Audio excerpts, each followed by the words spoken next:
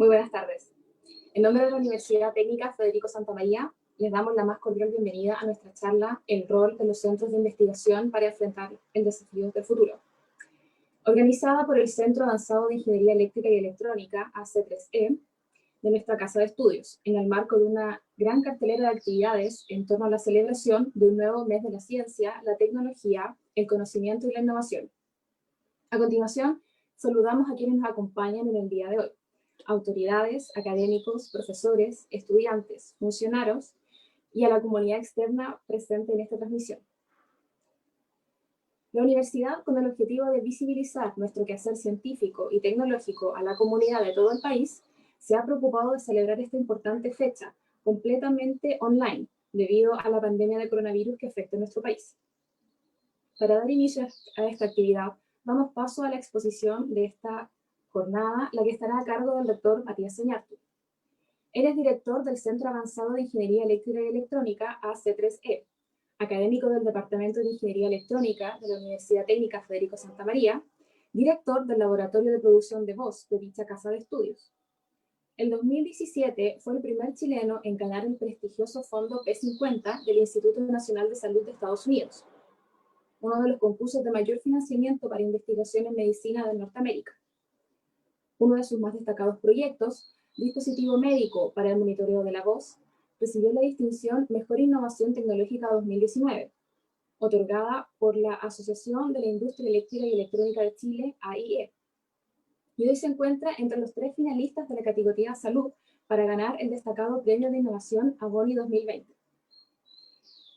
Él estará acompañado de la doctora Sandra Céspedes.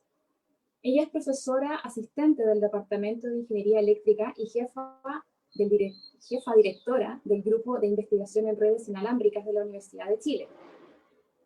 Es investigadora de la línea Inteligencia Artificial y Análisis de Datos del Centro Avanzado de Ingeniería Eléctrica y Electrónica AC3E, además de investigadora del MIT Chile Research Labs.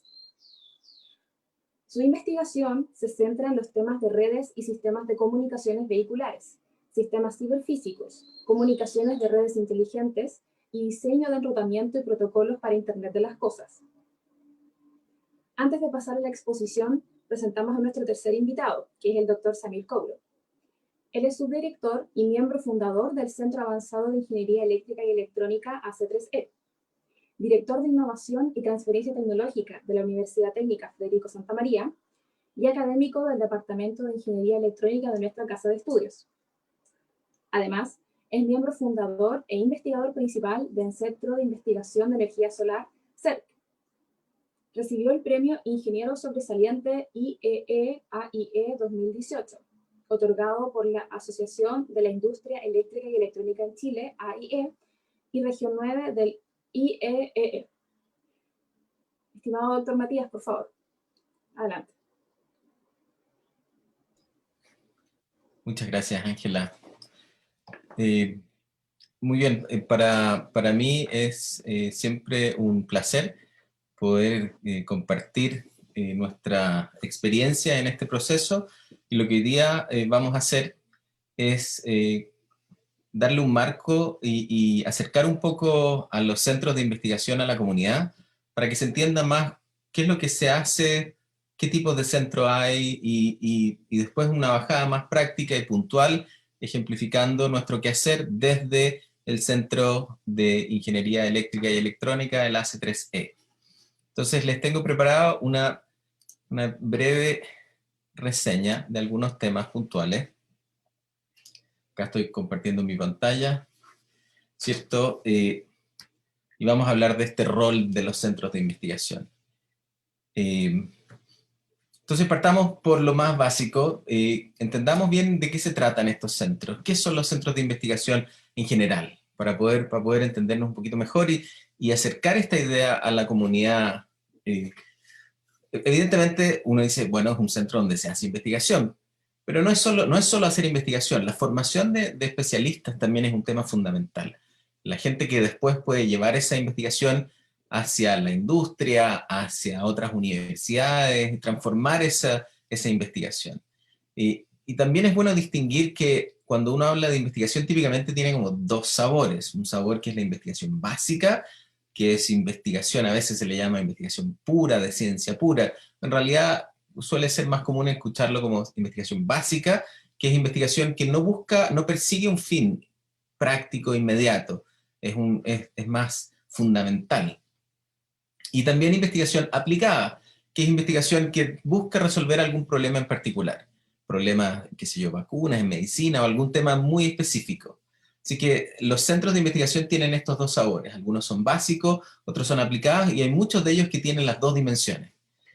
Lo importante es tener claro que tienen temáticas. Todos los centros tienen sus temas propios. Hay centros por ejemplo, hoy día nosotros vamos a hablar del Centro de Ingeniería Eléctrica y Electrónica. Hay centros de biotecnología, hay centros de física, hay centros de medio ambiente, hay muchos tipos de centros que tienen un tema en particular. Una de las cosas que es importante entender en las economías en países avanzados, estos centros son sumamente relevantes para empujar lo que llamamos I+D+I, que significa investigación, desarrollo e innovación.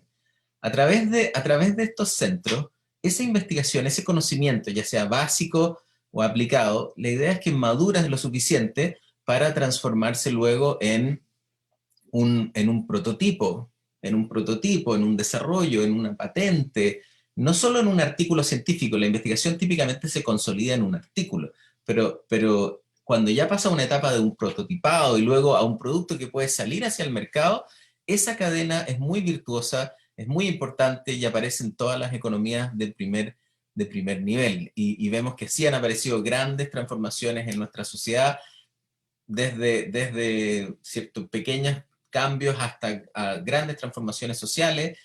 Muchos de ellos han nacido de esto. Por lo tanto, para los países, las economías de esos países, entender ese ciclo es fundamental. Y eso es una de las cosas que nosotros tenemos que transformar en Chile. El cambio del nuevo ministerio, ¿cierto?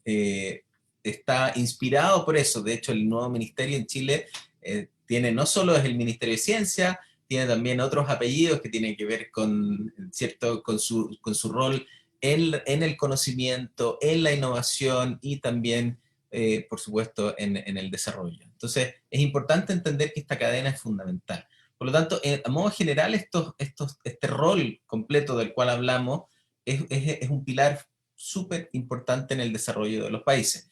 Estos centros típicamente son de grupos de decenas de personas, en algún tema en particular, o centenas de personas en estas áreas temáticas, pero se agrupan en universidades típicamente. Hay centros que están financiados por fundaciones, ahí hay centros que están financiados directamente por los países, por los estados, ¿cierto?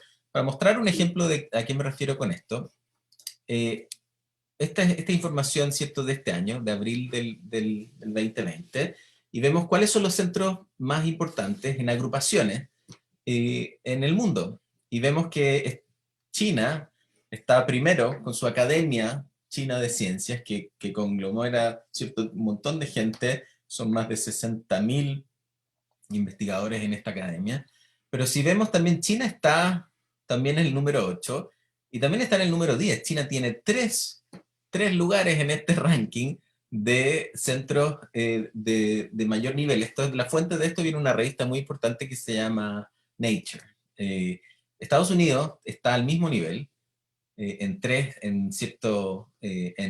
universidades, en Harvard, Stanford y MIT, el Instituto Tecnológico de Massachusetts, también como universidades que aglomeran un montón de estos centros y donde se concentra mucha investigación y también mucho de este tránsito de investigación, desarrollo e innovación.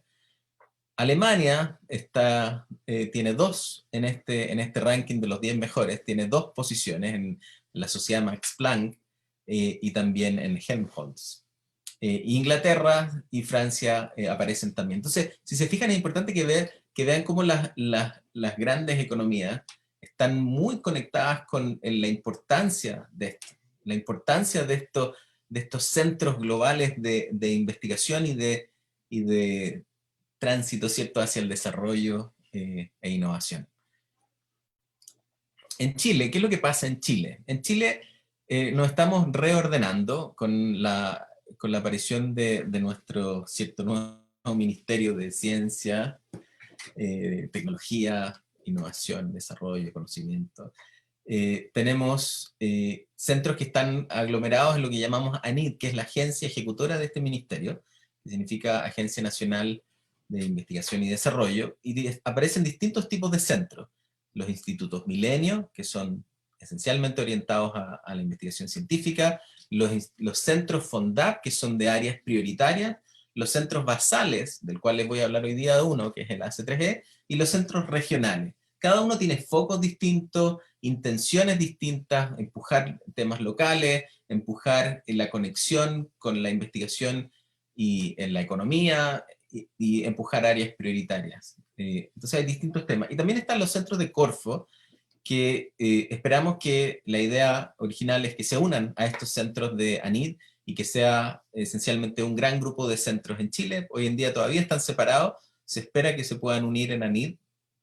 Y tenemos 12 centros internacionales que están instalados en Chile y un montón de centros más pequeños que se declaran como centros de investigación y desarrollo dentro de nuestro país. Así que hay un montón de casos interesantes. Yo les voy a hablar de este caso en particular, los centros basales, ya que se acerca mucho a lo que yo veo que es muy importante en esta transición de investigación, hacer un prototipo y luego hacer una innovación, ¿cierto? Así que vamos a hablar de los centros basales. Y en particular les voy a hablar de un centro basal que se llama el Centro Avanzado de Ingeniería Eléctrica y Electrónica, el cual llamamos AC3E. Las 3E vienen de Ingeniería Eléctrica y Electrónica. ¿Cuál es la historia de cómo nace esto y por qué es relevante en esta historia de los desafíos futuros? Lo que pasa es que, y bien sabemos, que en Chile la economía está muy basada en explotar bienes, y con poco valor agregado. Es un tema que nos golpea fuertemente en nuestra economía y la industria de la tecnología en Chile, del desarrollo tecnológico, todavía sigue siendo bastante pequeña y hay pocas historias de éxito.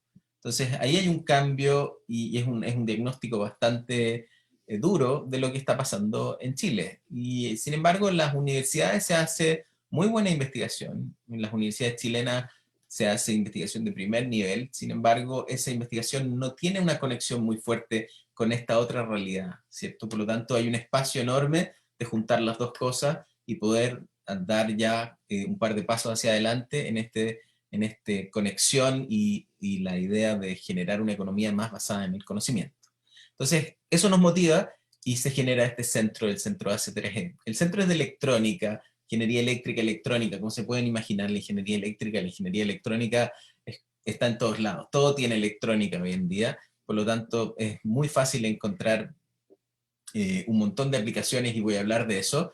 Y si tuviera que tomar una foto, sería esta, ¿cierto? Hoy en día hay 35 investigadores, 11 investigadores que ya terminaron su doctorado, también hay ingenieros técnicos que son parte del staff, una cantidad importante de alumnos que ya han pasado por este centro tiene 6 años, con laboratorios de investigación, con equipos muy buenos, con experiencia en proyectos, con ya más de 50 proyectos terminados en esta conexión con la industria. Nosotros en estos 6 años ya hemos hecho ese tránsito importante de conectar y financiar investigación y conectar y llevar esta investigación también a un cambio en la economía.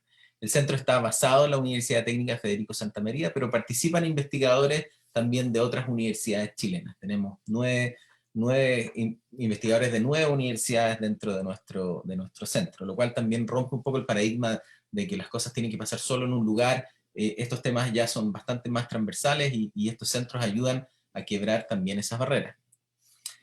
Entonces, hablemos un poco de qué exactamente vamos haciendo en este centro. Ángela y Samir hoy día les van a contar algunos detalles en particular de estas líneas de investigación y los temas, cómo ellos se acercan a este futuro en esta investigación que se hace. Y vemos que tenemos temas en energía renovable, conversión de potencia, ¿cierto? Que es lo que va a hablar Samir.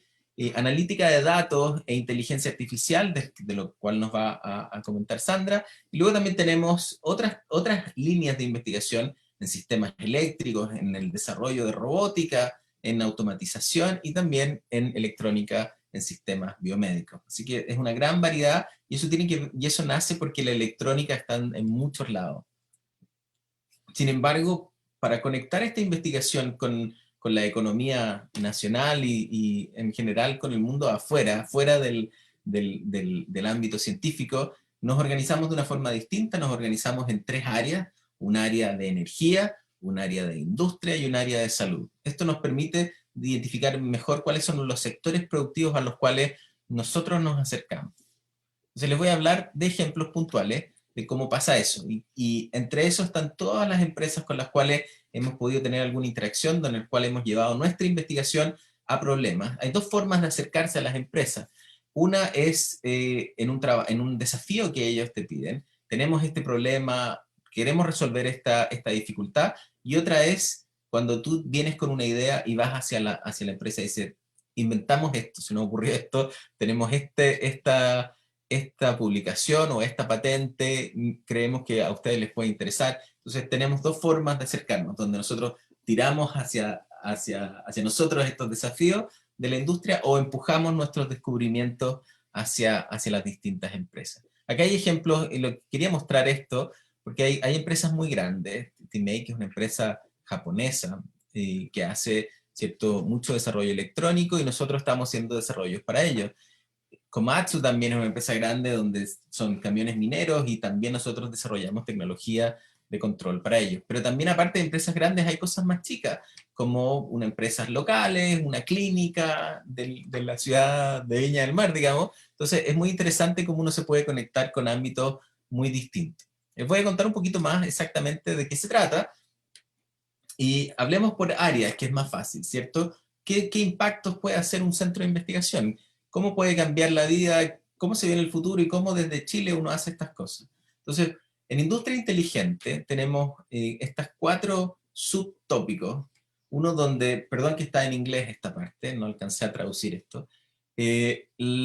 Una de las aplicaciones tiene que ver con el proceso ¿cierto?, de análisis de datos, censado, y la aplicación de eso en temas industriales. Y eso lo vemos, por ejemplo, acá aparece Cetaco, en un proyecto donde la idea era poder generar un nuevo sistema de detección de aluviones que ocurren, ¿cierto?, sobre todo en Santiago, y que han afectado el río Maipo, ensucian el agua y hacen que Aguas Andinas tenga que cerrar sus grandes compuertas, y Santiago se queda sin agua por una semana. Entonces, ahí se necesita un sistema que no existe.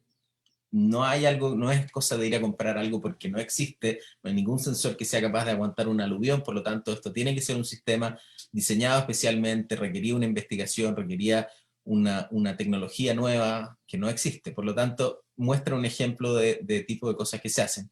En agricultura también pasa lo mismo. La agricultura se está modernizando, hoy en día se ponen sensores a lo largo de distintos campos, y la idea es ir entendiendo, capturando, entendiendo los distintos accesos de temperatura, poder ir madurando y haciendo predicciones de cuándo es el mejor momento para poder hacer ciertos procesos. Eso requiere robótica. Nosotros desarrollamos robótica para agricultura, que es algo muy especial, que está transformando y elevando el valor agregado de los procesos en agricultura. Transporte inteligente, Sandra también les va a contar un poquito de esto. Hay diversos proyectos de transporte inteligente. Voy a dejar que Sandra les cuente de eso, pero hay algunos que van desde sensores hasta optimización. Y en fin, hay una serie de temas muy interesantes que se involucran en cómo cambiamos la industria, tanto, ¿cierto?, en procesos muy, muy diversos. En el área de la energía, tenemos temáticas también muy interesantes, donde van, por ejemplo, la energía renovable requiere toda una nueva tecnología. Uno piensa que es tener un panel solar y listo, digamos, pero sin embargo se requiere todo un sistema de adaptación, y cómo esa energía se conecta y se conectan con las redes, y cómo se distribuyen, y los balances de toda la energía que entra y sale del sistema. No es trivial, no es trivial. Por lo tanto, requiere mucho trabajo de investigación, mucha tecnología, desarrollar tecnología. Y eso mismo pasa, ¿cierto? Estoy hablando de energías renovables y cómo esa energía se distribuye en el mercado, y también cómo eso va a cambiar esta idea de lo que está pasando en Chile y en el mundo con la conversión hacia los autos eléctricos. lo que llamamos la electromovilidad, es algo que ya llegó a Chile y se va a instalar, tiene muchas razones por las cuales es importante, pero también genera muchas demandas energéticas, y así que hay que entender bien ese balance y entender que hay mucha tecnología que necesita ser desarrollada, que no existe, que no es cosa de ir a comprar, y por lo tanto estamos en ese proceso de cómo convertir, cómo desarrollar nuevos autos, cómo desarrollar nuevas tecnologías y cómo hacer un uso eficiente en el proceso de carga. Todavía son temas que están absolutamente en desarrollo a nivel mundial. Eh, Así que una gran cantidad de temas interesantes en energía. Y en el área de salud pasa igual, trabajamos en el desarrollo de tecnología que tiene contacto muy cercano, por ejemplo, con neurociencia y con rehabilitación. En temas de neurociencia hemos hecho proyectos para Codelco, para entender cómo procesan el efecto a nivel cognitivo en altura, y cómo eso se puede controlar a través de técnicas que existen hoy en día en la investigación en neurociencia, que se llama, por ejemplo, neuromodulación, de mover ciertas frecuencias que están ocurriendo en tu cerebro, moverlas de una banda a otra banda, y eso permite que te puedas concentrar mejor, que puedas desempeñar mejor una cierta tarea en altura. Esto es llevar la ciencia que se está publicando y que estamos nosotros también publicando en artículos, ¿cierto?, en journal de psicología, de neurociencia, hacia una aplicación práctica, un desarrollo, un prototipo, y de hecho se transforman en una empresa, en un emprendimiento. Hoy en día ya hay historias de esas. Así que es muy interesante también en temas COVID, del desarrollo de ventiladores mecánicos, sistemas de apoyo para personas con distintos tipos de limitaciones físicas. En fin, hay una serie de temas muy interesantes que tienen que ver con el desarrollo de dispositivos médicos. En Chile, yo creo que ya entendemos la importancia de la telemedicina. Hoy día uno puede ir a ver un doctor por Zoom, ¿cierto? Sin embargo, el tema de cómo el doctor te hace un examen, cómo el doctor tiene alguna interacción contigo y cómo puedes asegurarte que ese diagnóstico sea correcto, todavía es un tema sumamente relevante. Y la pandemia nos ha enseñado que esto es algo que va a cambiar todo, va a cambiar el acceso a la salud y va a cambiar también cuánta gente puede y debería hacerte cierto tipo de examen. Entonces tenemos bastantes desarrollos en esa dirección. Así que es muy, muy entretenido cómo se aplican todas estas cosas en estos temas, y cómo se fijan que en electrónica puedes hablar de temas tan dispares como agricultura y las cuerdas vocales, ¿cierto? En un solo techo, todos se juntan. En el caso, por ejemplo, eso es posible porque detrás de estos centros hay mucha gente, ¿cierto? Yo les contaba 30 y tantas personas, más 20 y tantas de staff, más 300 alumnos. Entonces nos juntamos y somos muchos, y hay muchas ideas, tenemos jornadas, discusiones, es un proceso muy, muy, muy entretenido lo que pasa en estos centros, donde la gente comparte ideas, es un lugar muy creativo, digamos, hay una conexión entre lo artístico y lo científico en el sentido de lo creativo que son los procesos y el nivel de discusión que se obtiene.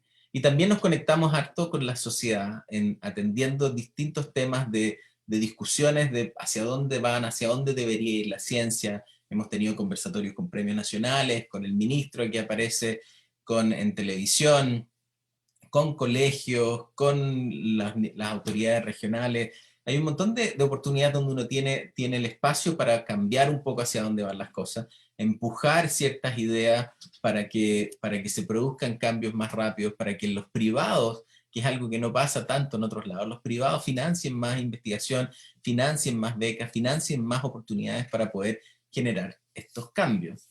Entonces, hay muchos espacios de eso, y en Valparaíso, en la Universidad de Santa María, se está generando un polo. Este es un render de una imagen del edificio al cual nos estamos cambiando nosotros, y se va a cambiar otro centro también de la universidad, y hay un montón de esto. Va a concentrar la investigación en Valparaíso desde la Universidad de Santa María en un polo que busca hacer este esfuerzo de cambiar la dinámica de la investigación solo al paper hacia un impacto real que afecte, que genere trabajo, que genere oportunidades y que cambie la vida de las personas. Así que es algo que va a ser muy especial. Ya deberíamos haber estado instalados, pero con la pandemia se ha atrasado todo, pero es algo que está pasando ahora. Y hay mucha gente detrás de esto, y estamos seguros que vamos a poder generar un acercamiento y una conexión con la sociedad, y así que quienes estén escuchando esto están invitados también a que se acerquen y que puedan también conocer más de lo que pasa en este centro de investigación en particular, el AC3E. Con esto termino lo que quería mostrar yo. Le voy a pedir a Sandra si se puede conectar y le hago el pase para que nos cuente un poquito más desde su dimensión, lo específico ya en temas asociados a inteligencia de datos, ¿cierto? Inteligencia artificial, cómo estos temas se pueden conectar directamente con el trabajo hacia el futuro. Así que muchas gracias, y yo apago mi cámara, pero me quedo acá para contestar preguntas hacia el final. Sandra. Gracias Matías. Buenas tardes a todos. Gracias por la presentación. Yo les voy a contar desde la línea particular en la que estamos trabajando. También hago parte de la C3C, pero soy académica de la Universidad de Chile en el Departamento de Ingeniería Eléctrica, en donde hacemos investigación sobre redes inalámbricas y redes móviles. Y les voy a contar un poco cómo eso se conecta con los temas de la línea a la cual pertenezco en el centro, que es la línea de inteligencia artificial y analítica de datos. Voy a compartirles por aquí mi presentación. Espero que ahí se esté viendo. Bueno, aquí entonces la idea es contarles un poco la perspectiva de cómo podemos aportar estos desafíos futuros desde las tecnologías de información y comunicación, que es un área súper grande, pero que está dentro de los desarrollos que se hacen en ingeniería eléctrica y electrónica también, y que es en donde yo me muevo en términos de investigación. Como les mencioné, yo soy parte de la línea analítica de datos e inteligencia artificial del centro que les acabo de presentar, Matías, y desde esta línea se hace investigación en todo lo que tiene que ver con el procesamiento de los datos, en toda la línea por la que uno tendría que pasar, que incluye desde la extracción de esos datos en la fuente, digamos, y eso tiene que ser desde sensores, con el procesamiento de las señales que allí se generan para después pasar a ser digitalizados mediante algún mecanismo de codificación, de cómo representarlos, si necesito comprimir los datos o si se envían tal como se están generando. Después, la comunicación de estos datos hacia diferentes dispositivos o entre agentes, sobre todo hoy que estamos cada vez escuchando más fuerte el tema de Internet de las cosas y comunicación entre máquinas. Y finalmente, ya cuando movemos esos datos hacia podría ser un centro de procesamiento o un ente que realiza interpretación de esos datos y le extrae algún significado a los mismos, y ahí ya podemos aplicar varias técnicas de inteligencia artificial, de machine learning para hacer predicciones y para hacer detección de eventos, múltiples cosas. Entonces, en esta línea que es fundamentalmente de datos, igual que las otras líneas que pertenecen al centro y en general en lo que se realizan estos centros que acabo de presentar, Matías, lo que intentamos hacer es, por un lado, sí responder preguntas fundamentales de investigación, que son lo que usualmente termina siendo artículos de investigación y que uno espera que con el tiempo lleguen a tener algún impacto en el desarrollo de tecnologías. Pero además está esta otra parte que es de investigación más aplicada, que eventualmente y ojalá de forma acelerada termine en desarrollos e innovaciones de base tecnológica. Y es allí donde uno encuentra, digamos, el aporte de los centros de investigación, porque son esos puntos de unión donde podemos tener investigadores que están respondiendo a preguntas fundamentales, pero conectados con esta posibilidad de tener equipos de ingenieros, apoyo para tener estudiantes, para tener recursos que permitan que esa investigación derive, ojalá de forma mucho más rápida a que solamente publicar un paper y después alguien lo retome. De forma más acelerada terminen en desarrollos e innovaciones de base tecnológica que finalmente son los que uno pues esperaría que impacten a la sociedad en un plazo más corto.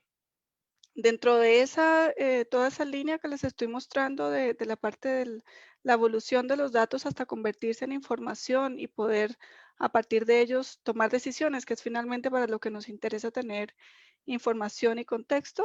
Yo en particular trabajo en la parte de las comunicaciones entre estos dispositivos y es allí donde, digamos, se centra mi investigación. Ahí tenemos varias cosas que corresponden un poco a la primera parte, que son más preguntas fundamentales con un poco de investigación aplicada, pero también tenemos muchas otras que ya van más en la línea de llegar a aspectos de desarrollo y que puedan eventualmente convertirse en innovación. De varias de las líneas que trabajo en esa parte, hoy solamente les voy a mostrar una en particular que corresponde a la parte de redes de transporte inteligente, en donde hace ya un buen tiempo vengo realizando investigación en lo que corresponde a la parte de comunicaciones en estas nuevas redes que van a permitir tener seguridad vial mejor y que van a poder además evolucionar hacia lo que se viene pronto, que son los vehículos autónomos. Y en esa línea les voy a contar algunos de las investigaciones y desarrollos que estamos haciendo. Antes de pasar a los detalles, me gusta siempre agradecer a quienes hacen posible esta investigación, que son un grupo muy talentoso de estudiantes e ingenieros que trabajan conmigo. Aquí están, bueno, Alexis, Tomás, Salomón, Maite y Tibo, que son estudiantes de doctorado, estudiantes de magíster, ingenieros de investigación y ayudantes de investigación, que son quienes ayudan a sacar adelante todos estos temas. Bueno, ya yendo al tema en particular, hace un tiempo ya yo llevo aproximadamente 12 o 15 años trabajando en temas de redes de transporte inteligente, pero ya mucho más recientemente, este tema es un tema que ya ha ido madurando con el tiempo, ya hay desarrollos tecnológicos donde los sistemas de transporte inteligente lo que abarcan son una serie de desarrollos tecnológicos que nos van a permitir tener mejor información en una red vehicular para tomar decisiones. Por supuesto, esa información tiene que venir de entes que están en la misma red vehicular y eso por mucho tiempo se dedicó a lo que eran los vehículos. Entonces, los autos, los buses, los camiones, todos ellos con mecanismos de conectividad que permitieran tomar información de lo que está ocurriendo en tiempo real en un área de red vehicular. Eso involucra diferentes tipos de comunicación, entre los vehículos mismos, comunicación entre los vehículos y redes externas, por ejemplo, conectarse a Internet o conectarse a una red particular donde se hacen cálculos de congestión de tráfico y se recomiendan rutas para poder tomar rutas óptimas hacia un destino, o también en sentido contrario, información que viene desde esas redes externas hacia los vehículos. Pero nosotros desde hace un tiempo venimos haciéndonos una pregunta sobre cómo poder involucrar a los usuarios vulnerables en esta red inteligente. Y por usuarios vulnerables o BRU, como se les conoce por su sigla en inglés, que son los peatones, los ciclistas, y en muchos casos los motociclistas, incluso aquellos que andan en estos mopeds o en las patinetas. ¿Cómo poder involucrarlos a ellos en esta red inteligente pensando en que son también un actor más dentro de una red vehicular? Nosotros cuando estamos conduciendo podemos ir al lado de una bicicleta, podemos ser nosotros mismos la bicicleta que está compartiendo vía con vehículos, nos cruzamos con peatones en todas las esquinas, entonces ellos hacen también parte de esta red. Entonces el primer trabajo va un poco orientado como a tratar de responder preguntas que son más de investigación, pensando en ver cómo la conectividad entre todos estos entes se puede mantener de forma óptica, asegurando que los datos se mantengan vigentes, es decir, que la información sea la que representa el estado actual de la red y se puedan entonces tomar decisiones en tiempo real. Estamos hablando de decisiones como hacer un cambio de carril de forma segura cuando tengo un vehículo o un peatón o un usuario vulnerable en un punto ciego, pero que a través de estas comunicaciones sí puedo verlo y puedo tomar la mejor decisión de no cambiarme de carril, por ejemplo. Para lograr eso necesitamos que la comunicación de verdad sea en tiempo real y por eso hay todo un nicho de investigación en esa línea sobre cómo lograr que la red de comunicación se mantenga de forma óptica y que pueda escalar, siendo eso el hecho de que vamos a tener más usuarios. Hay algunas zonas donde logramos tener una gran cantidad de vehículos como aglomerados, también podríamos tener una gran cantidad de peatones y hay que ajustar la red para todos esos diferentes casos. Entonces, nuestra propuesta en el último tiempo ha venido en la línea de que los usuarios vulnerables deberían ser también activos en esta red, es decir, que la información no debe intercambiarse solo entre vehículos, sino también de los usuarios vulnerables hacia los vehículos y viceversa. Eso entonces es como tener mensajería activa donde los peatones, por ejemplo, están indicando su presencia para que podamos tomar una mejor decisión en la red. Hay todo un tema de que necesitamos usar redes que son híbridas porque los vehículos tienen una tecnología de comunicación, los peatones pueden tener otra distinta, las bicicletas pueden tener otra distinta, pensando por ejemplo que los peatones usan su teléfono móvil y ahí pueden tener una red celular con 4G o 5G próximamente, y los vehículos pueden tener otra red especializada que se llama 802.11p, que es esta que estoy nombrando aquí. Y entonces tenemos que hacer todo un tema de integración de estas redes para garantizar de nuevo la entrega en tiempo real de la información. Ahí hemos venido estudiando mecanismos de adaptación para lograr que estas comunicaciones sean vigentes, pero sobre todo también buscando que sí tengamos el conocimiento suficiente de parte de los usuarios vulnerables para que la decisión en la red vehicular sea la mejor. Hemos tenido además que desarrollar algunas plataformas para poder hacer todas las simulaciones y las pruebas que esto requiere, pero nuestra idea es que estos desarrollos, que son más de la parte de investigación, logren eventualmente impactar otras líneas que ya vienen más en el diseño de sistemas de base tecnológica que se puedan llevar a implementar. Aquí tenemos solamente un ejemplo de lo que es la herramienta que se ha desarrollado para hacer las pruebas. Esto es una foto de una intersección con la que estamos probando particularmente, y en esa intersección lo que tenemos son toda la interacción entre vehículos, peatones, bicicletas y motociclistas. Todos ellos, lo que vemos aquí en la gráfica al lado derecho, son las comunicaciones que se están llevando a cabo en tiempo real, y nosotros estamos tratando de evaluar cuál es el compromiso entre la congestión que hay en la red de comunicación, en el canal que estamos usando, versus el conocimiento que tenemos de usuarios vulnerables. O sea, que no tengamos que necesariamente sacrificar conocimiento por mantener una red operativa, sino que logremos lo mejor en ambos casos, mantener una red operando, pero también con un buen nivel de conocimiento, sobre todo de aquellos que son más vulnerables en el entorno vehicular. Otra línea en esta misma área, pero ya yéndonos un poco más hacia la parte de aplicación, y que esto eventualmente va a derivar en cosas que son más investigación aplicada y eventualmente también quizá en desarrollos de base tecnológica. Llevamos un tiempo también investigando sobre la automatización de intersecciones. Lo que están viendo aquí en el lado derecho es, voy a ponerle play a este video. Esto es un simulador de tráfico típico, donde lo que están viendo en la intersección son los semáforos que tenemos en la intersección, algunos en verde, otros en rojo, y así se hace el control tradicional que tenemos hoy en día del cruce de los vehículos. Nosotros lo que estamos evaluando es en el momento en que removemos toda esta señalización y tomamos la decisión de quién cruza por la intersección usando estas comunicaciones vehiculares. Entonces hay todo un tema de la información que intercambian los vehículos y la lógica, la inteligencia que le ponemos al uso de esa información para poder armar un mecanismo de coordinación que haga que todos crucen sin tener colisiones, pero sin depender de una señalización externa. Esto, por supuesto, pensando en que el futuro próximo, si estamos con vehículos conectados, seguramente no va a haber una persona viendo el semáforo para decidir que ya puede continuar, sino que el vehículo debería estar en capacidad de tomar esa decisión que no depende de la visión de un humano.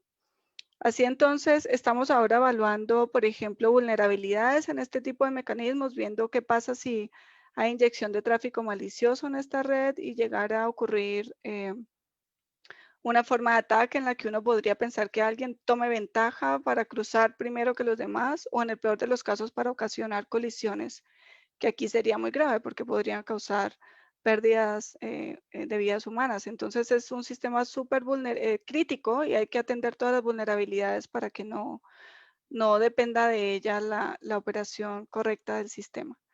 El siguiente paso, por supuesto, después será integrar usuarios vulnerables. Ustedes están viendo aquí la intersección típica solamente con autos, pero la idea es integrar también peatones y ver cómo el sistema de decisión se afecta una vez tenemos peatones interactuando allí también. Hace ya un año venimos desarrollando una herramienta de simulación que se llama P-Veins, en la que lo que hemos hecho es conectar un simulador de comunicaciones, de redes de comunicación, con un simulador de tráfico como este que están viendo aquí, de manera que podamos ver el impacto que tenemos de la comunicación de los vehículos en el tráfico vehicular y viceversa, como también la aglomeración de vehículos o la cantidad de autos y de peatones que están transmitiendo podría llegar a afectar la red de comunicación. Aquí en el siguiente slide lo que les estoy mostrando es un pequeño video de uno de los mecanismos que estamos evaluando, donde aquí tenemos la intersección. Ya no tenemos los semáforos, lo que están viendo ahí son los autos que están llegando y cuando se están acercando a la intersección intercambian mensajería y tienen internamente un mecanismo de coordinación que hace que a cada uno se le indique en qué momento cruzar. La gracia de estos mecanismos es que es completamente descentralizado, no dependemos de un ente que le avisa a cada uno cuándo cruzar, sino que cada vehículo de forma independiente es capaz de decidir si es su turno o no de cruzar y ahí estamos viendo cómo se van coordinando. No hemos tenido colisiones hasta ahora. Hay una cosa un poco extraña y es que una vez el vehículo cruza, desaparece, pero eso es un tema de poder agilizar la simulación. Pero lo importante es ver cómo los vehículos van haciendo los cruces de forma coordinada sin tener que tener tiempos de espera fijos, que es lo que usualmente tenemos en los semáforos. Entonces, por supuesto, aquí vamos a hacer toda una evaluación de qué tan eficiente resulta hacer este sistema versus el esquema tradicional con semáforos. Pero más que la parte de transporte, también estamos interesados en ver qué optimizaciones a nivel de comunicación necesitamos hacer para que este sistema opere correctamente. Ok, ya en otra línea también, más en la parte de aplicación, pero de nuevo con usuarios vulnerables, tenemos un sistema en el que estamos tratando de desarrollar un mecanismo de alarmas para ciclistas. Esto es fijándonos en el escenario típico donde tenemos bicis y vehículos compartiendo la misma vía y llegamos a un problema que ha sido bien recurrente que causa muchos accidentes en las intersecciones y es cuando un vehículo gira abruptamente a la derecha y causa una colisión porque no ve al ciclista que viene por la derecha también. Entonces quisimos abordar ese problema y lo que hemos hecho ahí entonces es tomar la misma información que ya los vehículos están transmitiendo en esta red de comunicación inteligente, de transporte inteligente, y a partir de esta información que recolectamos, lo que hemos tratado es entonces de adaptar algunos mecanismos que ya existen basados en probabilidades, donde lo que hacemos es ver qué probabilidad hay de que ese vehículo con la información que está reportando efectivamente vaya a hacer un giro abrupto. Y en ese caso, entonces, procesar esa información y generar un envío de una alarma al ciclista para que tenga tiempo suficiente de reaccionar. Aquí estamos viendo el ejemplo de uno de los ensayos que hicimos, donde la línea roja nos muestra cómo el vehículo viene en su trayectoria y aquí, por supuesto, es donde ocurre el giro y cambia totalmente la dirección.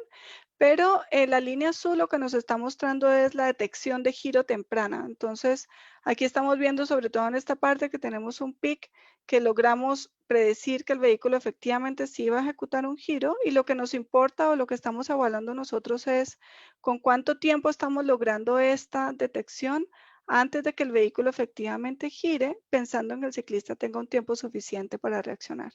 Ahora ahí hay todo un tema de nuevo de integrar arquitecturas diversas porque el ciclista puede estar conectado por una red completamente diferente a la que usa el vehículo y además porque el procesamiento se lo podemos poner al ciclista directamente en su teléfono móvil, pero podría estar también en la nube o podría estar en dispositivos que están en la infraestructura vial como un semáforo o algo cercano y por lo tanto hay todo un tema ahí que va a terminar impactando el tiempo con el que vamos a lograr hacer una detección efectiva.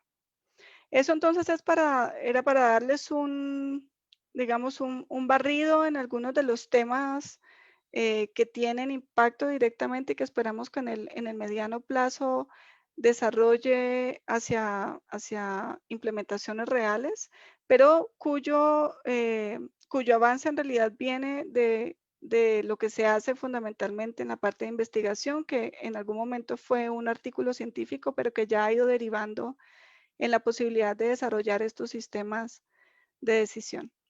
No sé si tenemos ya a Samir. Sí, aquí estoy. Sí, Perfecto. Entonces, Con esto yo voy a dar finalización a mi charla. Las preguntas van al final y los voy a dejar entonces con el profesor Samir Cuoro para que continúe con la charla. Muchas gracias, Sandra. Voy a poner la presentación. ¿Me pueden confirmar si ahí están viendo la presentación o si se ve el modo presentador?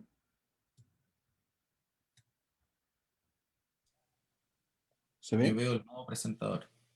Ya lo voy a cambiar entonces. ¿Ahora sí? Ahí sí. Ya, genial. Gracias, María. Bueno, muchas gracias a todos por estar acá. Hubiese sido genial tener este evento de manera presencial, obviamente, pero justamente la emergencia sanitaria en que estamos nos obliga a estar de esta forma, pero vamos a hacer lo mejor posible para darles una charla entretenida y que sirva justamente para llegar con este mensaje, ¿no? De ver cuál, o de analizar bien cuál es el rol de los centros de investigación para enfrentar los desafíos del futuro, que es el motivo que nos convoca hoy día y que justamente la pandemia es una de ellas. Yo voy a hablar de un tema en particular, donde hay un rol importante también que hacer, que tiene que ver con la transición energética, así que es una dimensión particular en la cual estamos trabajando como AC3E, y voy a justamente explicar un poco en torno a eso. Los grandes desafíos de la humanidad los podemos agrupar de acuerdo a este mapa que está acá, que nos ha entregado las Naciones Unidas, que son los Objetivos de Desarrollo Sostenible, y que en el fondo lo que buscan es ver que la humanidad, digamos, se pueda perpetuar en el tiempo de manera virtuosa y equitativa para todos, no solo para algunos. Y acá pueden reconocer entonces los 17 desafíos grandes que tenemos como humanidad. Seguramente Matías ya habló de algunos de estos y de hecho en la charla que acaban de escuchar se estaba hablando algo también ahí de algunos desarrollos en temas de transporte que también obviamente impactan en varios de estos objetivos de desarrollo sostenible. Yo me voy a enfocar en estos que dejé con color ahora, que pueden darse cuenta, aquí hablamos de energía accesible y no contaminante, la acción por el clima, la industria de innovación e infraestructura, ciudades de comunidades ciudades y comunidades sostenibles, y la producción y consumo responsable. Todas estas que están en color se pueden ligar directamente al tema de la transición energética en que nos encontramos ahora, y muchas de estas incluso se pueden ligar de manera indirecta, ¿ya? Así que fíjense que es un tema tan importante que afecta directo a 4 de las 17 grandes desafíos de la humanidad. Incluso uno podría decir que se trata de uno de los desafíos más importantes que tenemos en este momento porque atenta directamente contra la supervivencia. Esto se debe a que justamente los grados extra que está teniendo el medio ambiente, producto de los gases de efecto invernadero, esos grados extras son lo mismo que ocurre cuando uno tiene fiebre. Cuando uno tiene fiebre uno no se siente bien y uno se comporta de manera distinta. Lo mismo pasa con la Tierra. La Tierra con unos graditos extras no se comporta de manera igual y nosotros estamos viendo esos efectos manifestados como cambio climático, ¿ya? Y el cambio climático se ve claramente en la desertificación de ciertas áreas, que impacta obviamente la producción de alimentos también. Los incendios forestales en gran parte del mundo, como en Chile, en California y en Australia, el derretimiento de los casquetes polares y una serie de otros efectos que produce justamente el calentamiento global manifestado como cambio climático. Y el problema lo conocemos, sabemos cuál es la fuente, el origen del problema. Hoy en día hay un 99,9% de seguridad científica de que esto es un problema causado por el ser humano, y se debe principalmente a las emisiones de gases de efecto invernadero, que lo que hacen es que previenen que la Tierra se pueda, por así decir, intercambiar con el espacio, el calor, y de esa manera liberar calor hacia el espacio y refrigerarse. La refrigeración natural, el equilibrio natural al que había llegado la Tierra, ¿ya? Entonces se produce justamente como un efecto invernadero, igual que los invernaderos que retienen el calor. Y esto se produce gracias a estos gases de efecto invernadero que provienen un 70 y tantos % del uso de los combustibles fósiles, de la quema de combustibles fósiles. Y ahí entonces entran la generación de electricidad y calor, el sector industrial, el sector transporte y otras formas de energía. son todas fuentes, digamos, de combustión de combustibles fósiles. La agricultura y el sector forestal es quizás el único que se debe directamente a otras fuentes que no sea digamos, la quema de combustibles fósiles. Así que en un gran porcentaje esto proviene del sector energético y por lo tanto el tema del cambio climático es un problema de energía, ¿ya? Y por eso se habla de una transición energética, es decir, pasar de una economía y de una humanidad que fundamentalmente funciona en torno a los combustibles fósiles a una nueva forma de funcionar que es en torno a combustibles que no producen, o sea, formas de producción de energía que no produzcan estos gases de efecto invernadero. Además de eso, los combustibles fósiles tienen otros problemas importantes, como que se habla, son reservas finitas, ¿ya? No vuelve a regenerarse carbón, gas y petróleo en una escala temporal que pueda ser aprovechable por la humanidad, y por lo tanto son fuentes agotables, y lo otro es que no están distribuidos uniformemente en el mundo. Si ustedes se fijan, el problema de eso es que como funcionamos como la economía del mundo está fuertemente ligada un modelo económico en torno a los combustibles fósiles, hace que los continentes que son más precarios en tener estos recursos se concentre mayor pobreza. Y uno puede ver como África y Latinoamérica son los dos continentes con menor acceso, menor recurso a los combustibles fósiles, y eso genera entonces que seamos menos competitivos en una economía que se basa justamente en el consumo de estos combustibles, y por lo tanto genera distribuciones desiguales de ingresos, menos oportunidades, y por lo tanto aquí es donde yo les mencionaba cómo esta sería una forma indirecta de estar ligada a otro de los desafíos que nos planteaban las Naciones Unidas, que tenía que ver con la pobreza, la desigualdad, etcétera, que uno no asociaría necesariamente a la energía, y que en cambio sí lo están, porque justamente el acceso a los combustibles fósiles no es igualitario en el mundo. Y lo otro es que su costo promedio crece en el tiempo, porque como es un bien que es finito, al igual que el territorio, por así decirlo, entonces si bien pueden haber fluctuaciones hacia la baja, producto de algunas condiciones temporales de algunos mercados, la verdad es que el precio de los combustibles fósiles siempre va subiendo, ¿ya? Porque es una energía finita.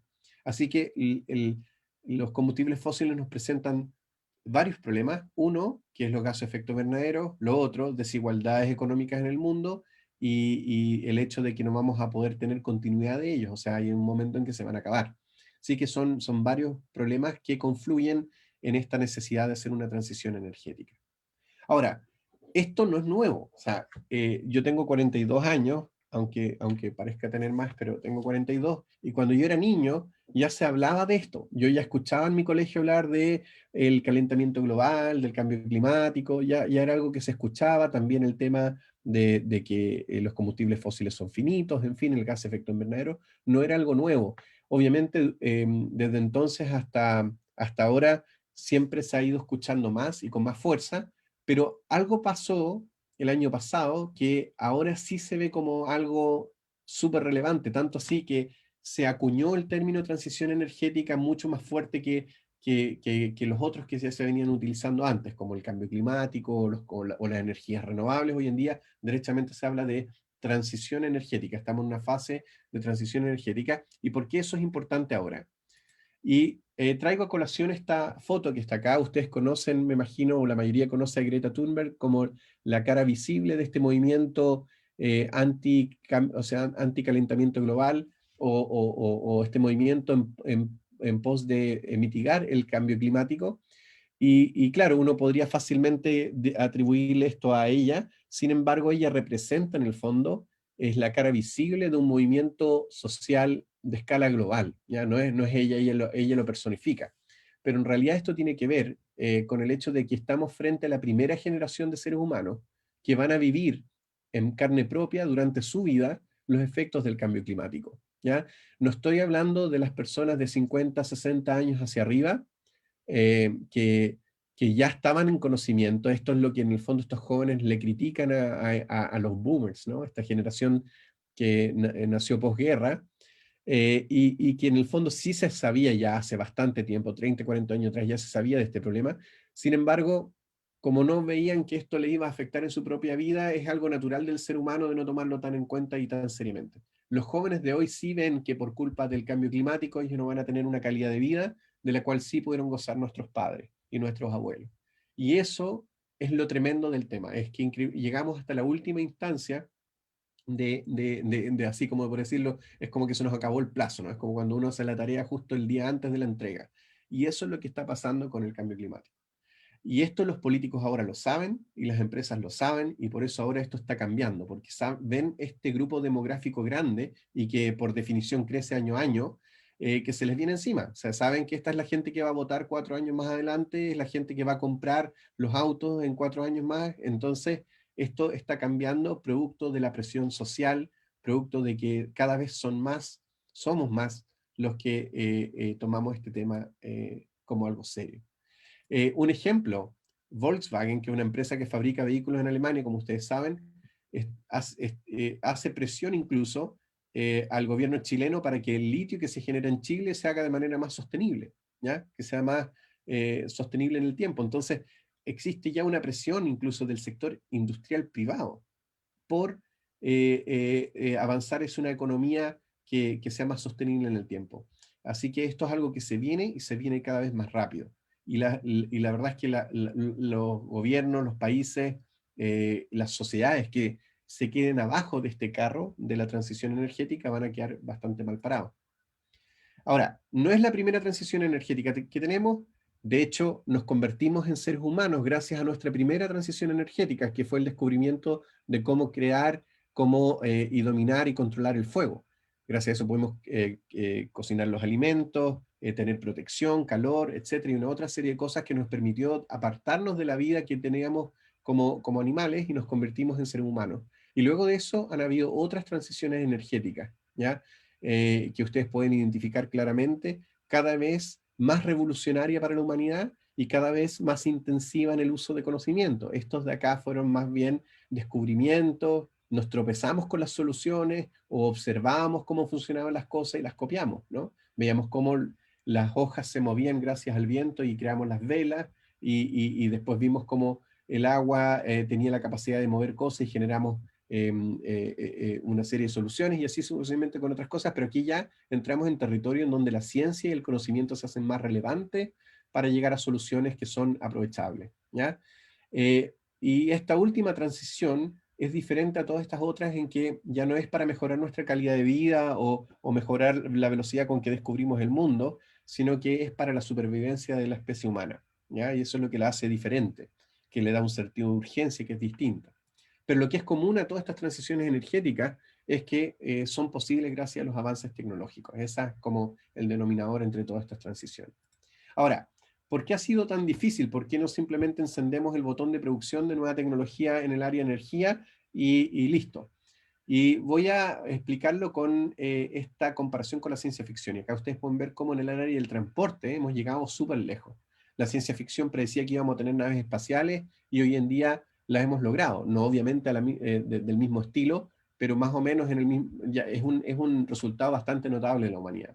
Robots digamos, de apoyo personal, que hoy día también existen, pantallas de celulares que se doblan, hologramas, etcétera. Se pueden dar cuenta que en el ámbito tecnológico nos hemos inspirado en la ciencia ficción y hemos logrado lo que la ciencia ficción de alguna manera predice y hemos transformado en ciencia lo que antes era ficción.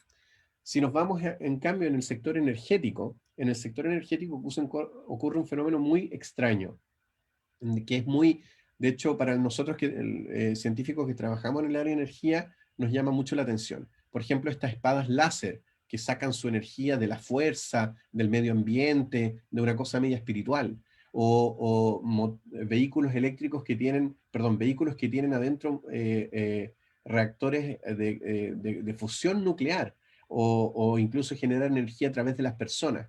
La verdad es que estas predicciones que hace la ciencia ficción son más cercanas a la ficción que a la ciencia. Y hay algo raro ahí, porque esto ocurre solamente en el mundo de la energía.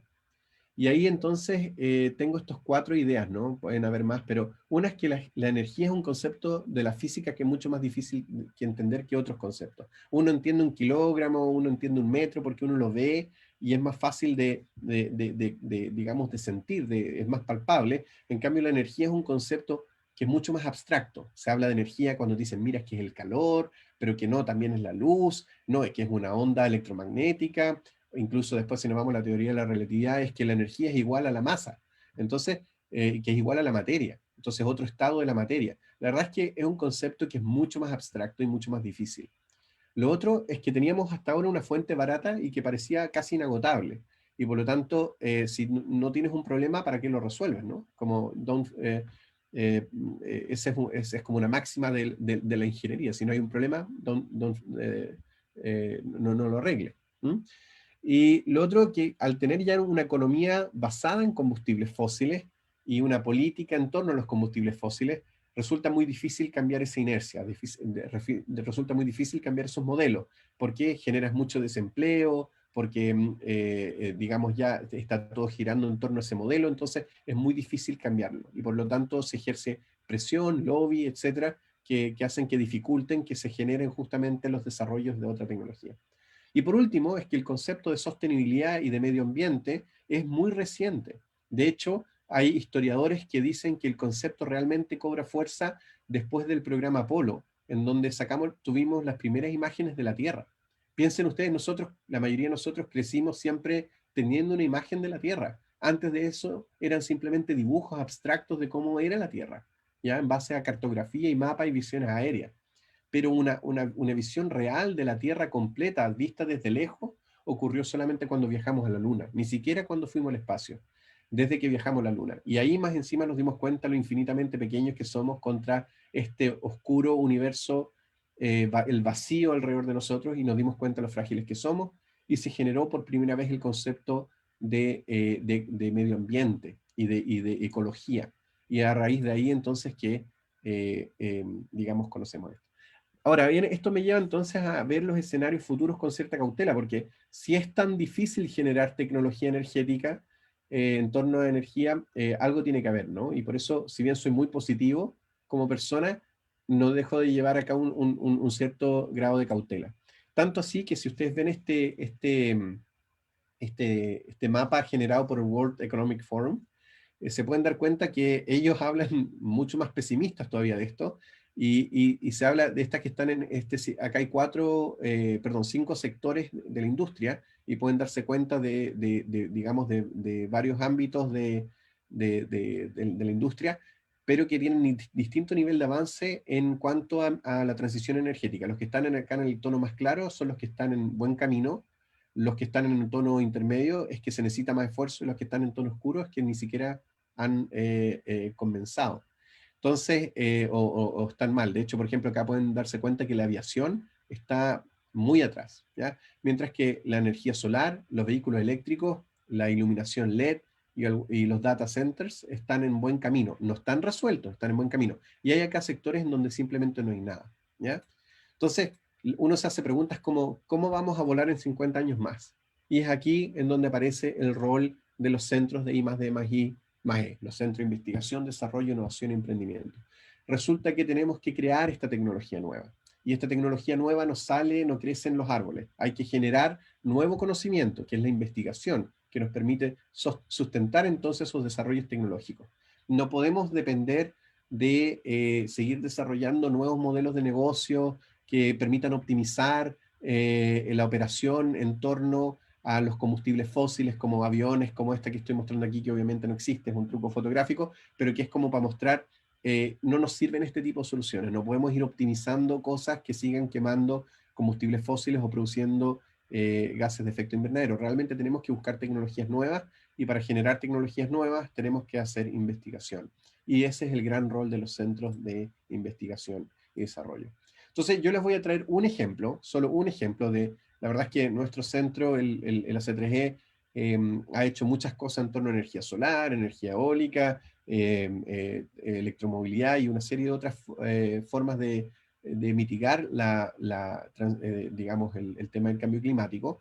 y voy a traer solamente a colación una de ellas. Acá hay una foto del centro y de las personas que trabajamos, y nosotros desarrollamos justamente conocimiento nuevo, hacemos nuevos circuitos, que estos circuitos después los desarrollamos y hacemos prototipos y que son capaces de manejar la energía, de transformar la energía. En este caso, por ejemplo, de un sistema fotovoltaico, ¿ya? Y yo voy a mostrarles cómo hemos utilizado estos circuitos que permiten procesar energía para dar soluciones que son útiles en la electromovilidad. La electromovilidad justamente lo que busca es transformar todo el transporte fósil en transporte eléctrico, dado que la electricidad la podemos obtener a raíz de fuentes que son renovables y que no generan gases de efecto invernadero, ¿ya? Así que me voy a enfocar en el tema de los autos eléctricos y de los buses que necesitan ser cargados, ¿ya? Necesitamos cargar estas baterías, y eso se hace entonces a través de estaciones de carga. Y tenemos tres tipos de estaciones de carga. Estaciones de carga lenta, que es en casa, durante la noche, muy similar a lo que ustedes hacen hoy día con sus celulares.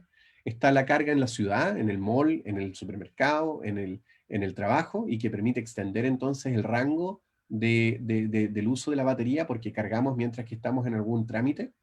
O la carga rápida, que sería la carga en la ciudad o fuera de la ciudad, y que lo que busca es que cuando ya no tengo más energía en la batería, cargar la batería por completo para poder seguir mi trayectoria. Entonces estas como las que se conocen como las llamadas electrolineras, ¿no? Que están en la carretera para el viaje al sur, al norte, las vacaciones, qué sé yo. Entonces, hoy en día la tecnología que se ocupa para hacer esto son esos circuitos que les mostré yo en la foto anteriormente, y se ocupan dos circuitos, ¿ya? Acá estas cajitas que están aquí serían esos dos circuitos. Nosotros nos dimos cuenta que uno de ellos, que es el que está más cercano a la batería, ¿ya? Lo podíamos achicar muchísimo, haciendo como una especie de bypass de la energía que proviene de la red, y hacemos un pequeño bypass a través de este circuito, y devolvemos entonces la energía procesada por este circuito de vuelta al flujo principal para cargar la batería. La gracia de achicar ese circuito es que obviamente ocupa menos volumen, obviamente es menos costoso, pero la gracia es que también nosotros entonces podemos replicar muchos más de estas estaciones de carga, de manera que sean más comunes en las calles, y así la gente no sienta este miedo de cambiarse un vehículo eléctrico, porque actualmente la gente no quiere cambiarse un vehículo eléctrico porque cree que va a quedar en pana, que no le va a alcanzar la energía, en fin. Y lo otro que también podemos hacer es que, como procesamos poca energía, pero generamos una carga grande hacia la batería, entonces podemos también acelerar la forma de cargar la batería, y por lo tanto podemos cargar en menos tiempo. Acá está la foto del circuito, no tienen por qué entenderlo, este es el circuito, el dibujo conceptual, y aquí está la foto del instrumento de medición en donde está medida la eficiencia de nuestro circuito, y acá podemos ver que tiene una eficiencia del 99,035%, ¿ya? Eso quiere decir que de la cantidad de energía que entra al circuito a la que le llega la batería, estamos hablando que pasa el 99%, solo perdemos un 1%, lo cual es extremadamente eficiente. Acá está el prototipo que diseñamos con un estudiante en su magíster, que es el que aparece acá, que es Julián Rojas, y acá está un prototipo de una escala más grande que estamos haciendo ahora para un prototipo de escala real, para hacer una electrolinera que cargue a 150 kilowatts. Esto es como 150 secadores de pelos, para que se hagan una idea de lo que procesa este circuito que está aquí. Obtuvimos un premio de la empresa suiza ABB a la mejor innovación en eficiencia energética del 2019 por este desarrollo.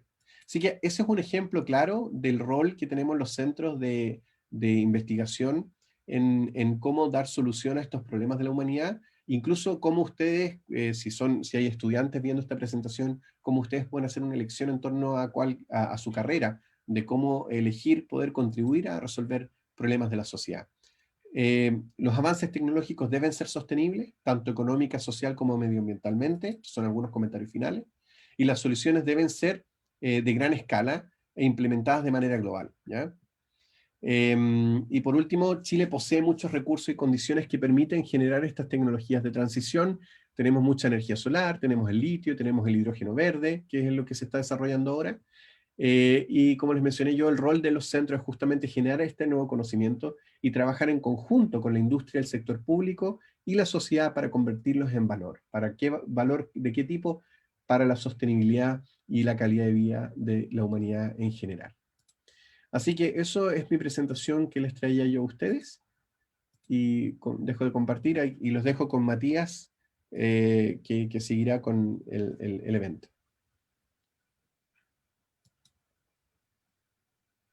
Gracias, Emil. Ángela, me imagino que tú coordinas las preguntas, si es que hay Sí, preguntas. así es. Bueno, Ah, primero, antes de empezar las preguntas, agradecerle a los tres por la presentación, las interesantes presentaciones que nos han hecho ahora. Y claro, antes de finalizar vamos a ir a las preguntas. Tengo un par de preguntas para el profesor Samir. Adelante. Sí.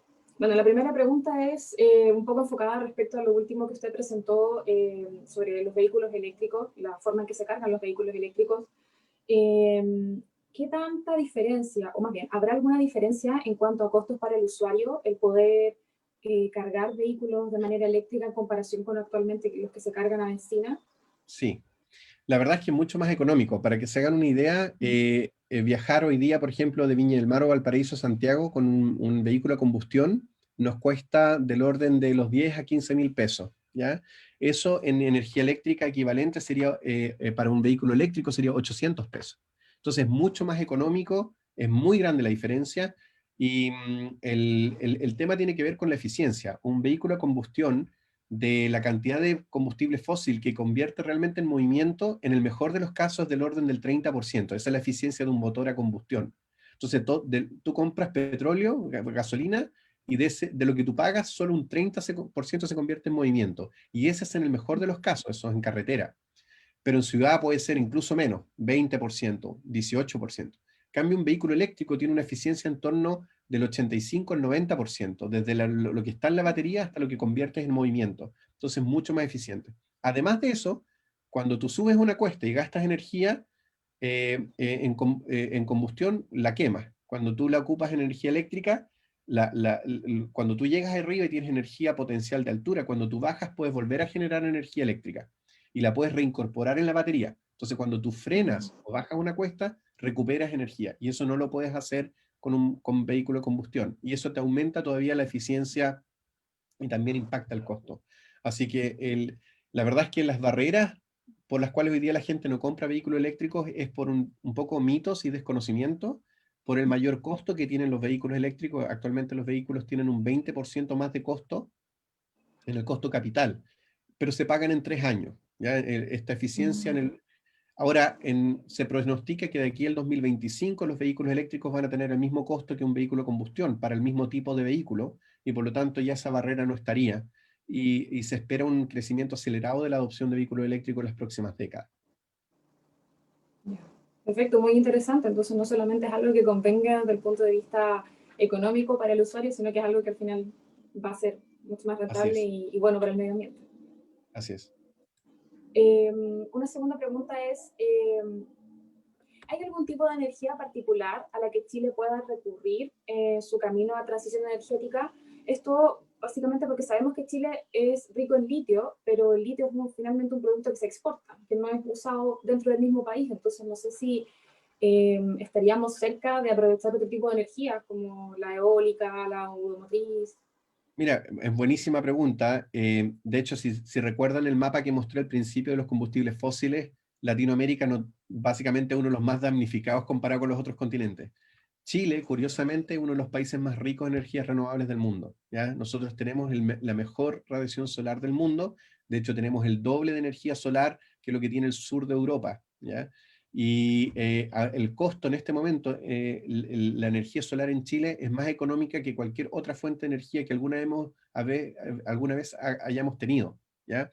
En este momento es 5 veces más barata que la energía eléctrica a partir de el carbón. Así que la energía solar es evidentemente una tremenda oportunidad para que Chile no solamente haga su propia transición energética, sino que ayude a la transición energética global. ¿Cómo? Por ejemplo, con esa energía solar, producir hidrógeno. El hidrógeno va a ser una forma es un vector de energía que nos permite justamente almacenar energía solar y exportarla. Y luego va a haber los camiones, los buses y toda la electromovilidad industrial grande va a ser no con baterías, sino que con hidrógeno. Y ahí entonces hay otra forma del uso de la energía solar chilena. En procesos productivos que se requiera calor, también se va a hacer con hidrógeno, combustión de hidrógeno. Así que ahí hay otra forma de aportar. Y Chile también es muy rico en energía eólica y el litio, que es la base para la generación de las baterías, que se va a ocupar en muchísimas aplicaciones. Así que Chile va a pasar a ser de ser un país esclavo de los combustibles fósiles que son de afuera, a un país exportador de recursos de energías renovables y de recursos de transición energética, y por qué no, de tecnologías de transición energética, que es lo que nosotros estamos apostando como centro, que sería el valor en torno al conocimiento y no solamente al recurso. Así que es un tremendo potencial. Entiendo. Buenísimo. Muy buenas noticias entonces para nosotros como país, para el futuro. Muchas gracias, Así es. profesor. Vale, no hay de qué. Muchas gracias. Bueno, la próxima pregunta que tenemos viene de Camilo Vicente González Pozo, quien pregunta, bueno, dice, no sabe muy bien cómo formular la pregunta, pero dice, ¿hay algún conflicto en universidades respecto a la inversión entre investigación aplicada e investigación básica?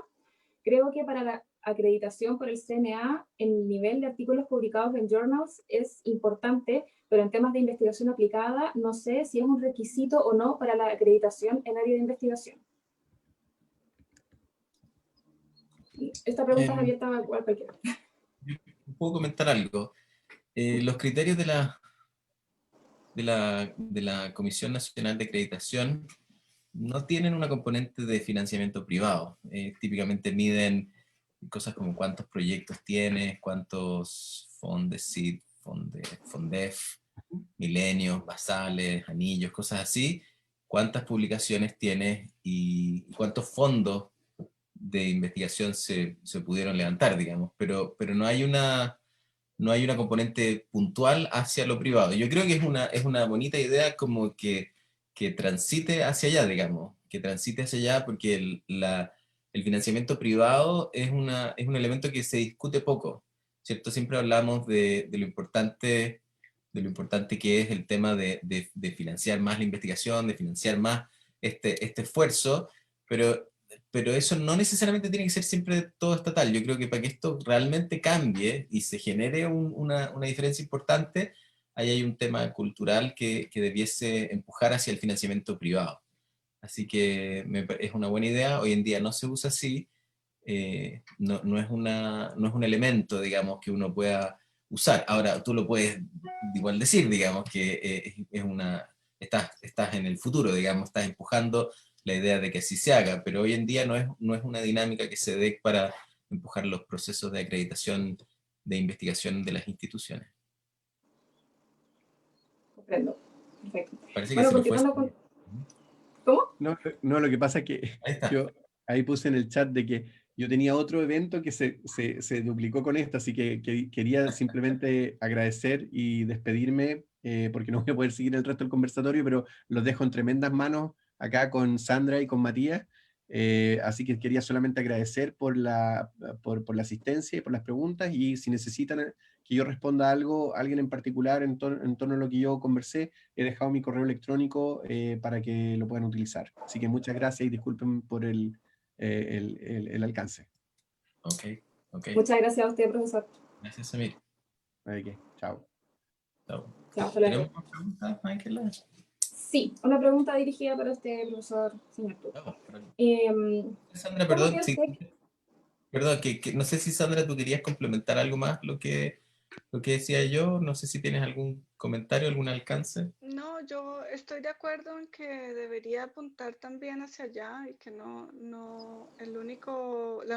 única lista de evaluación no debiera ser solo fondos públicos y por ende publicaciones científicas, sino también el impacto que se está teniendo en la sociedad a través de desarrollos y incluso a nivel de pregrado, número de spin-offs que se están generando, que es algo que ahora ya se ve mucho más que hace unos años atrás, y que uno ve esa curiosidad por los estudiantes desde muy temprano de empezar a hacer sus desarrollos propios, aprovechando lo que han visto a nivel de pregrado y con mucha más razón después a nivel de posgrado. Así que podría ser bueno que eso también se incorporara como una lista de evaluación.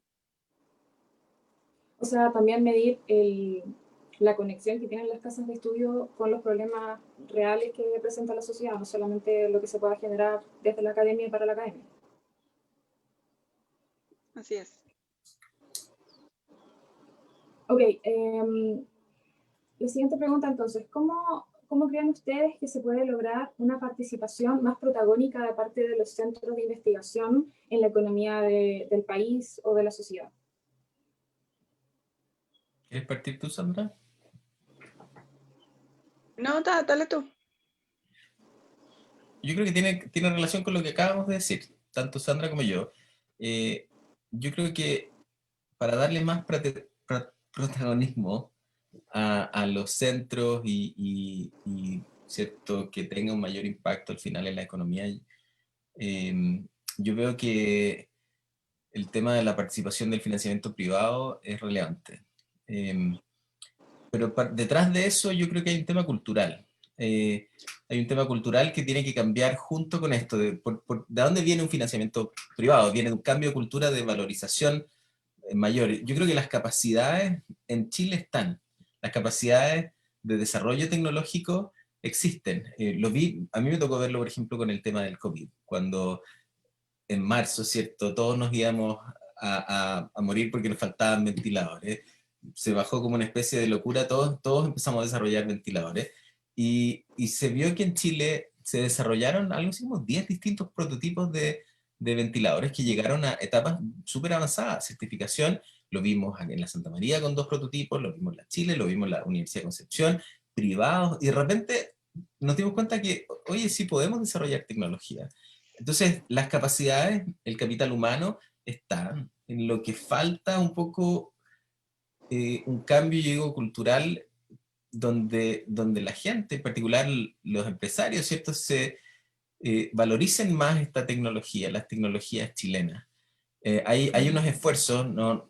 Me tocó la semana pasada conversar con el presidente de la Asociación de la Industria en Ingeniería Eléctrica y Electrónica, que se llama AIE, y nos contaba que están haciendo unos esfuerzos de difusión de tecnologías chilenas, para que se den cuenta lo fundamental que es el problema de la baja valorización de la tecnología chilena dentro de la misma industria. La industria cree que si está hecho fuera es mejor, y eso es algo que es como casi intrínseco, yo no sé si de los chilenos, de nosotros o de qué, pero como valorizar más lo de afuera que lo propio.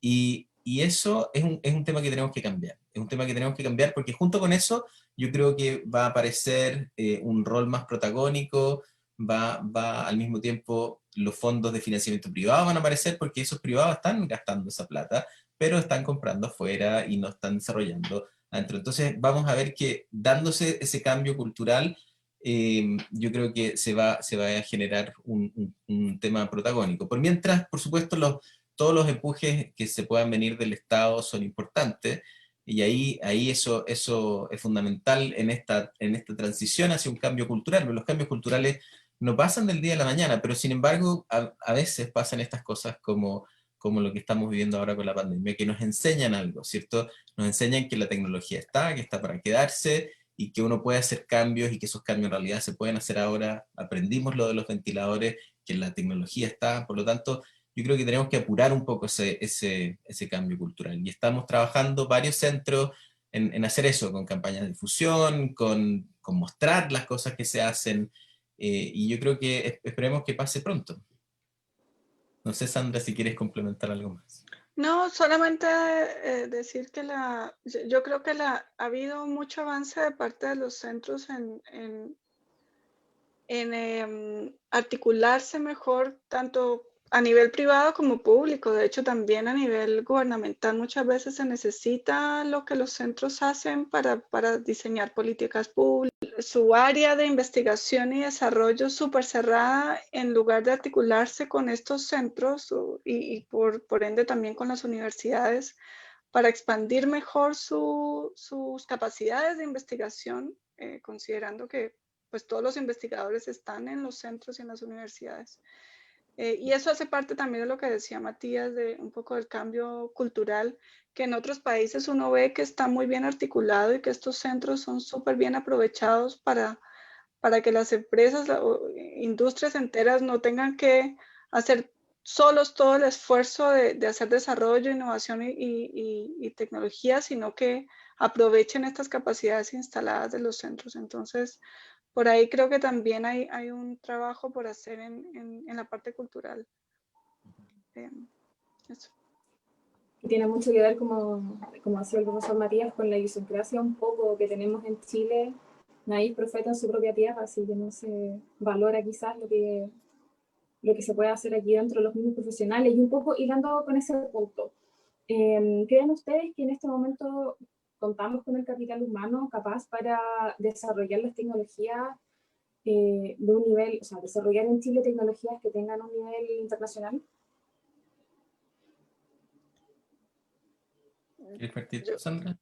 o sea, yo creo que sí, claramente no, no en todos los temas, no podríamos decir que perfectamente en todos los temas podríamos sacar adelante cosas de punta, pero en muchas áreas sí, y aquí en Chile hay expertos y hay gente que avanza y que va de la mano con lo que se está haciendo a nivel internacional, porque de hecho hacen parte de estas investigaciones a nivel mundial.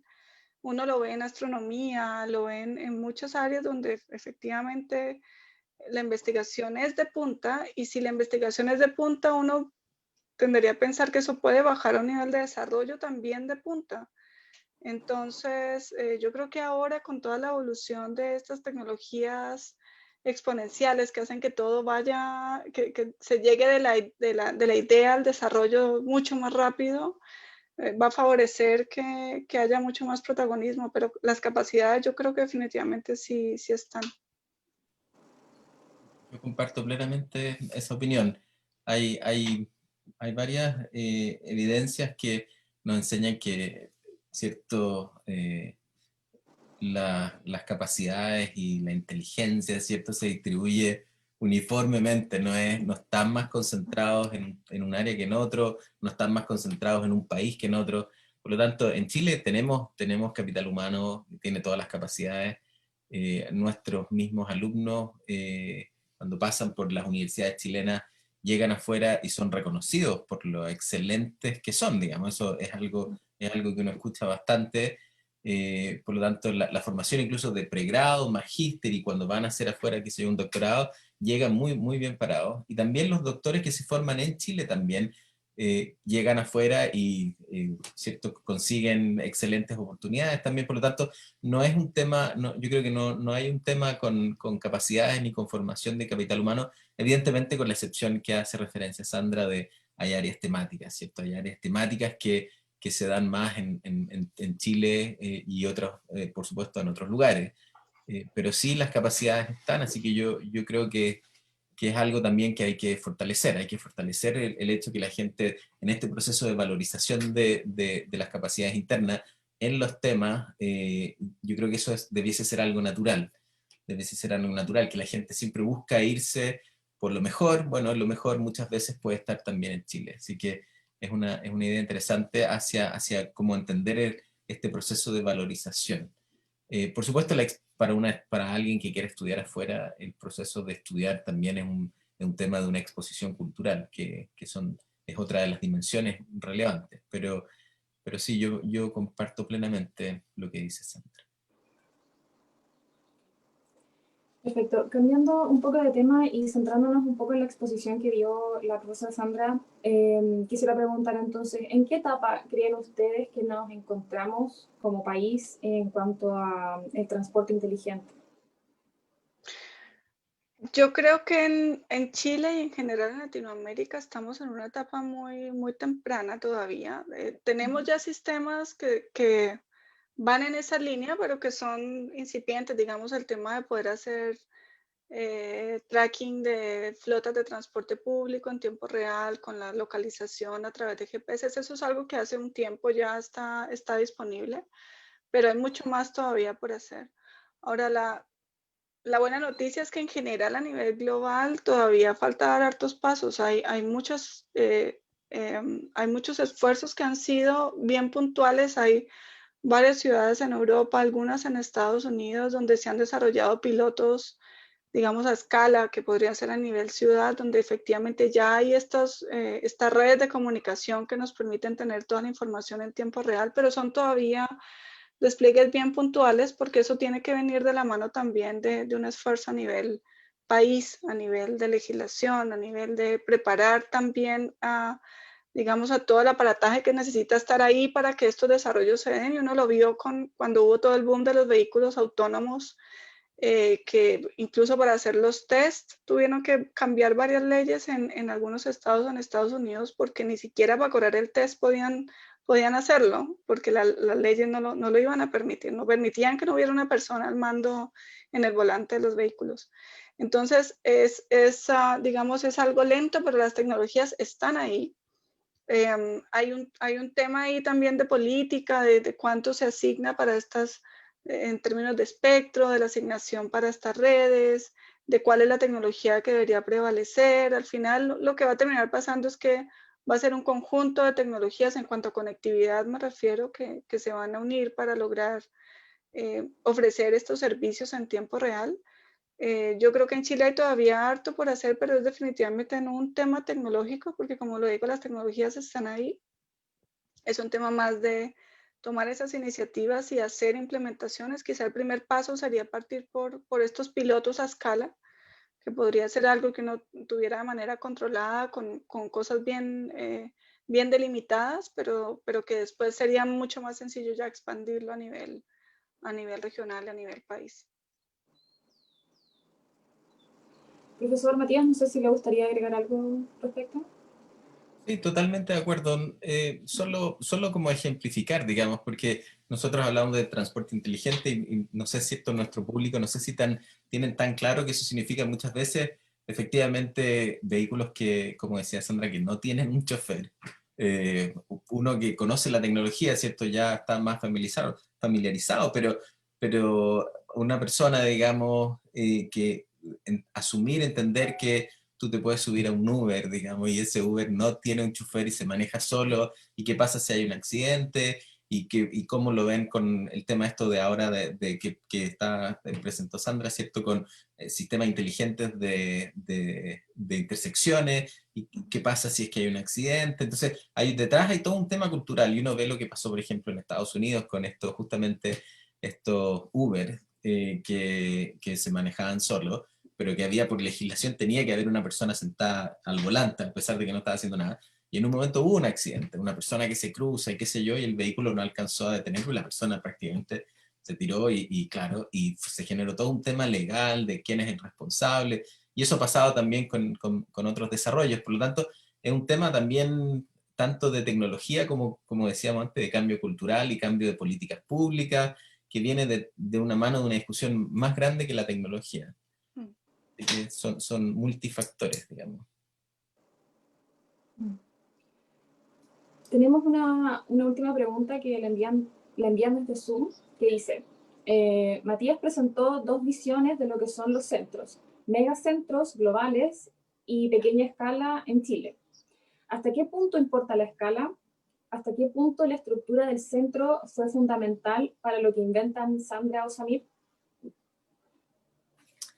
Es una buena pregunta. Yo creo que la escala, esencialmente, cuando yo lo presenté, lo digo para ilustrar un poco el marco y el alcance de lo que uno puede hacer. En el caso particular, por ejemplo, donde uno trabaja por una escala, en la experiencia mía, digamos, he trabajado en desarrollos tecnológicos a nivel local, con clínicas acá en la ciudad de Viña del Mar, para desarrollar una tecnología, y esa tecnología es una idea que también la he piloteado y la estoy trabajando a nivel internacional. Por lo tanto, las ideas muchas veces son independientes de la escala, en ese sentido, y uno las puede trabajar a nivel local y hacer pilotos de ideas, y también lo puedes hacer en desarrollos internacionales.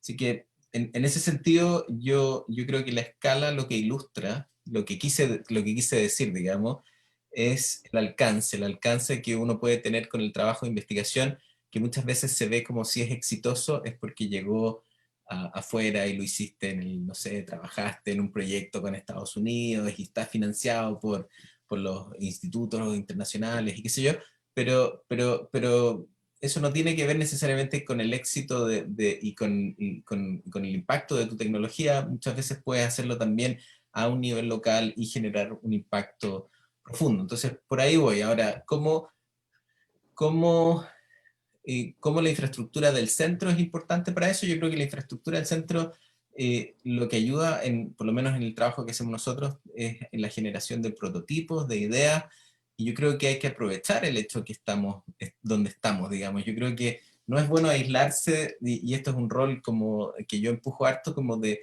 la conexión de la ciencia con la sociedad. No es bueno alejarse del entorno local y hay que enchufarse, y nosotros tenemos proyectos con el Hospital Van Buren, con el Frique, y probamos nuestras tecnologías en el neonatal del Frique. ¿Por qué? Porque está acá y porque es importante tener esa conexión, y esa tecnología después se puede desarrollar y la comercializas, y si es que se patenta, qué sé yo, puede estar a nivel internacional, pero no hay que quitarle valor a lo local, y la plataforma de la ciencia, la plataforma que hacemos nosotros, lo que tenemos en el laboratorio, te permite ese espacio de trabajar local. Así que yo más bien creo que es bueno aprovechar eso, y en Chile tenemos, y estando acá en Valparaíso, tenemos la oportunidad también de empujar lo que pasa a nivel regional. Yo creo que no todo lo bueno, y nuevamente el cambio cultural, no todo lo bueno es lo que se va para afuera, no todo lo bueno es lo que triunfa afuera. Es importante que las cosas también pasen a nivel local, a nivel regional, y que eso sea una experiencia valiosa, y que sea parte del proceso. Así que por lo menos así lo veo yo.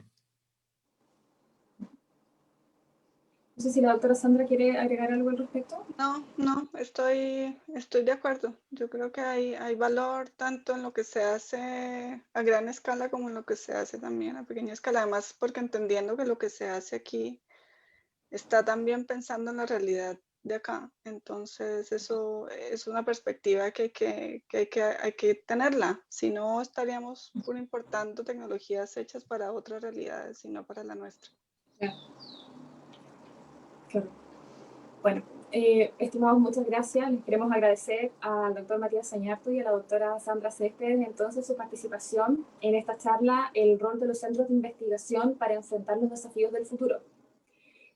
Para finalizar, les recordamos entonces a los asistentes que pueden revisar nuestra cartelera de actividades para el mes de la ciencia, la tecnología, el conocimiento y la innovación en nuestro sitio web www.usm.cl y en nuestras redes sociales. Nuevamente, muchas gracias a todos por su asistencia. Buenas tardes. Muchas gracias. Gracias, que estén bien. Hasta luego.